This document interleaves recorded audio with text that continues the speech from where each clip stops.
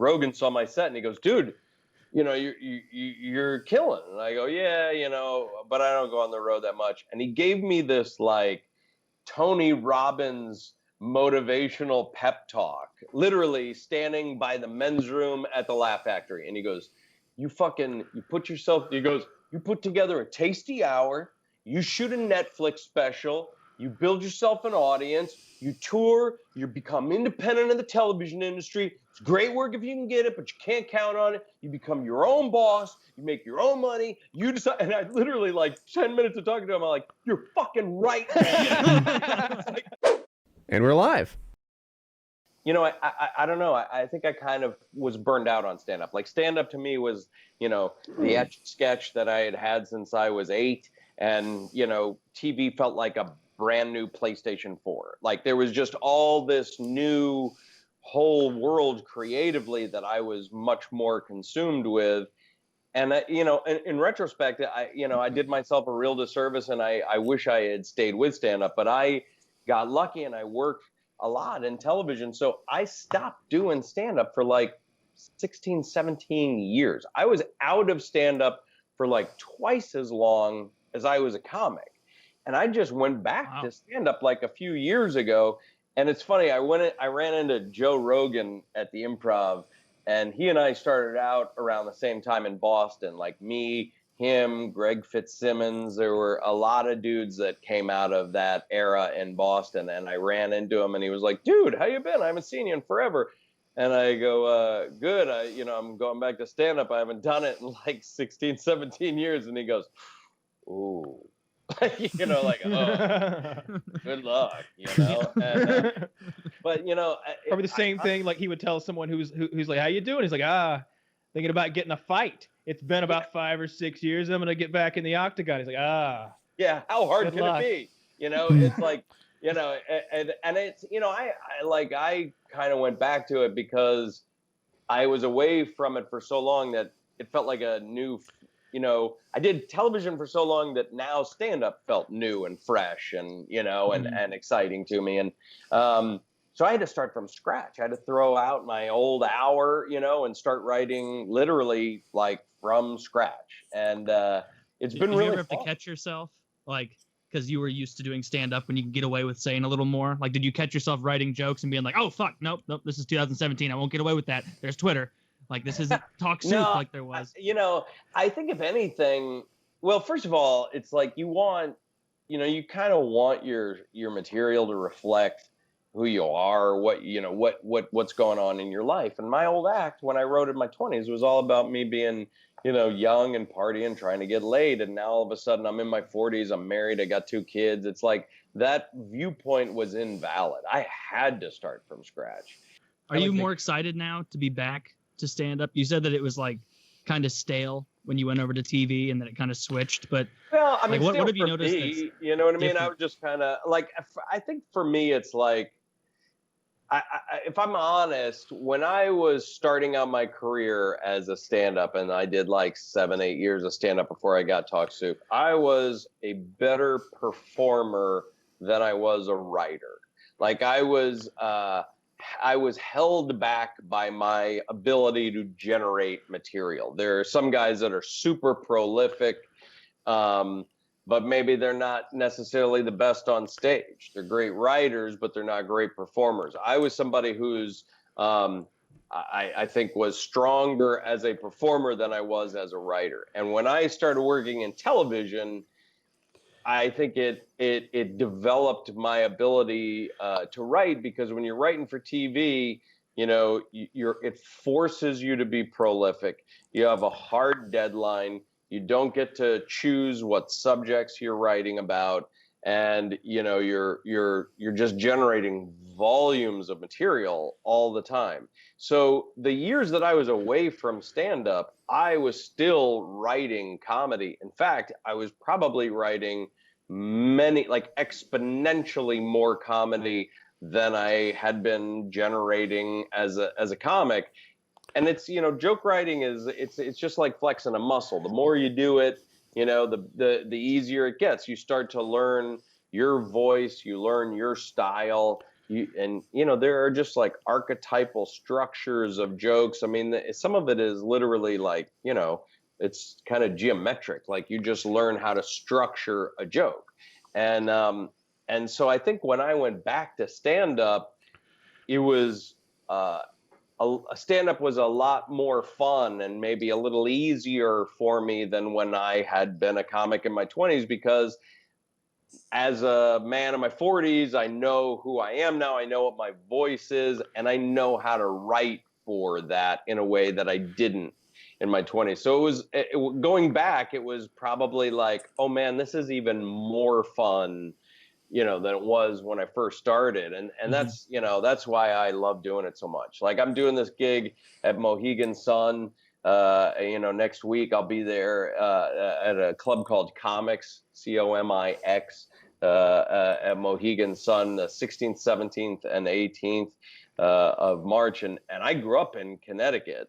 And so I think I'm probably going to see a lot of people from my high school and a lot of people I grew up with. And like, it'll be, it's going to be a bit of a homecoming for me because a lot of those people I haven't seen in like 30 years. And, I'm excited to go back. I love going on the road now. I don't get to do it too much because I have 2 small kids and I hate to be on the road and away from them.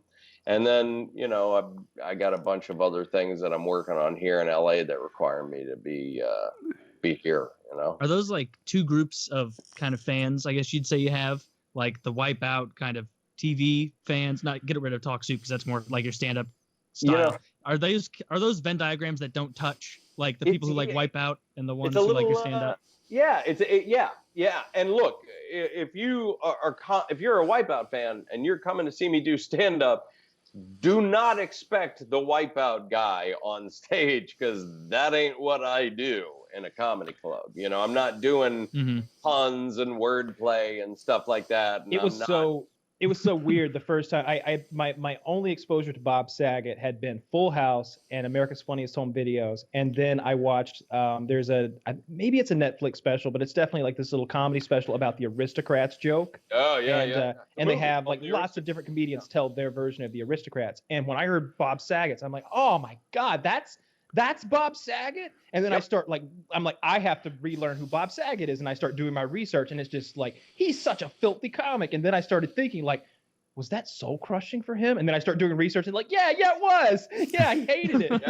And you know what? He made like $20 million. Yeah. You know what I mean? Yeah. So it's like, it's not that soul crushing.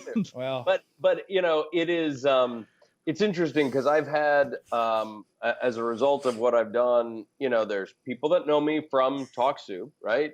And that is a very specific audience. It's a specific age range, and they have very fond memories of Talk Soup.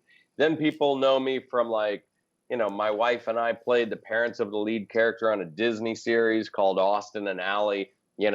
I can't walk through a middle school without people being like, oh my God, it's Mike Moon, the mattress king of Miami. You know what I mean? And then there's like, Wipeout was for 7 consecutive years. It was the #1, what they called co-viewing show. It was parents watching with children. It actually overtook America's Funniest Home Videos for the years that it was on. As the #1 co-viewing show, parents and kids watching as a family, and so that's a very specific audience.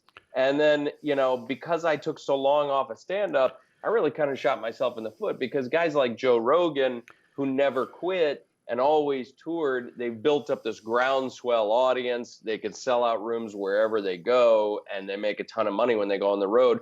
I'm sort of just building my audience now, and a lot of those people know me from TV and they're not sure what to expect. So it's a bit, it's a bit disjointed. I'm trying to kind of like bring it all together. And I'm not like, I'm just sort of, I need to like commit more to social media. Like I don't have tons of followers. Like I need to make a more concerted effort to have a digital footprint and to start that kind of direct marketing mailing list that Twitter really becomes to help you when you're going market to market to market. So yeah, I've had really great experiences and I've been very fortunate, but fortunate in like very different ways that don't really relate to each other. You know what I mean? You mentioned Joe Rogan. Have you seen what a kingmaker he's become lately? Like, it seems like all he needs to do is mention like Brendan Schwab and Brian Callahan's podcast or Joey Diaz or whatever. Everyone in the Joe Rogan circle has become a millionaire. You know, I'll tell you a true story, and I don't even think Rogan would even know this or give it a second thought. The reason I am back at stand-up right now is because of Greg Fitzsimmons and Joe Rogan. Greg Fitzsimmons was the guy that told me, he was like, dude, why don't you go back? You can, it'd be fun for you. You're a good writer. You go back. And he kind of challenged me to do it. Right.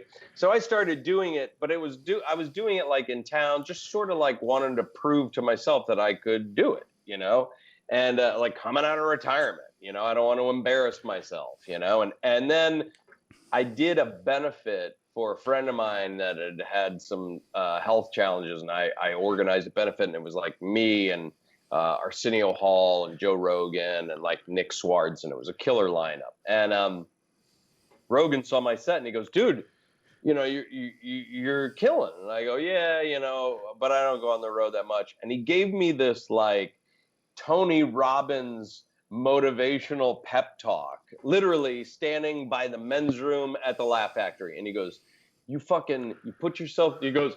together a tasty hour, you shoot a Netflix special, you build yourself an audience, you tour, you become independent of the television industry. It's great work if you can get it, but you can't count on it. You become your own boss, you make your own money, you decide. And I literally, like 10 minutes of talking to him, I'm like, you're fucking right, man. Like, I will, you glorious son of a bitch, I'll follow you straight into hell. You know what I mean? And so he really like gave me, he kind of lit a fire under me. And that was like about a year ago. And I, in the back of my head, I'm working towards like, I want to showcase for a special, maybe like at the end of this year. I want to spend a little more time on the road and see if I can put out a special and start to sort of weave some of those audiences from Talk Soup and Wipeout and stand up into, Austin and Alley. I wanted to learn, like as soon as you mentioned it, I was like, let me learn a bit about Austin and Alley, see if there's anything funny there. Sure enough, there's all this erotic fan fiction that these creepy guys write. Wait, what is it? Are you serious? Yeah. I think, and I didn't want to like get into it too much because it's all about like the middle school aged people having sex with each other, or maybe like I don't want to delve too deep into it. I'm sure there's some erotic fan fiction with you doing some unsavory things as well. If there's something funny, link it to me. Auto completed to like Alley and Austin. I typed Alley and Austin fan fiction and auto completed to like rated M, and I was like, what? Okay. Or mature. Yeah, that was my wife is a comedian and an actress, and she came out of Chicago improv, right? My wife was like a veteran of Chicago improv. She was Seth Meyers' comedy partner for like 4 years. They toured the world together doing like a 2-person show together, and she booked that part as Austin Moon's mother, and then they found out we were married, and they were like, you think your husband would play your husband? And I was like, yeah, why not? So we got to work together for 4 years on that show, which was a lot of fun, man. That was great. Do you see yourself totally back to stand up for the rest of your career now? Or if someone like 3 years from now is like, hey, we've got a, children's hopscotch on TBS, we need a commentator, would you? Look, it's a game show is the easiest money that you can get, right? Other than like voiceovers, which is just blatantly stealing money. Yeah. But like, I would host another game show, certainly. I mean, when Wipeout ended, my wife and I went out to dinner, right? And I was like going, maybe I'll write a screenplay, maybe that would be fun. And my wife got like real quiet. She was eating. She was like, And I go, what? And she goes, what the fuck is wrong with you? Just fucking host television shows. That's what you're good at. That's what everyone wants you to do. They pay you great money. You're good at it. Just fucking do what they want you to do. Why do you have to do the one thing that nobody fucking wants you to do? She's great. I start laughing. I go, You're right. Thank you. I love you. You're a good woman. Thank you for marrying me.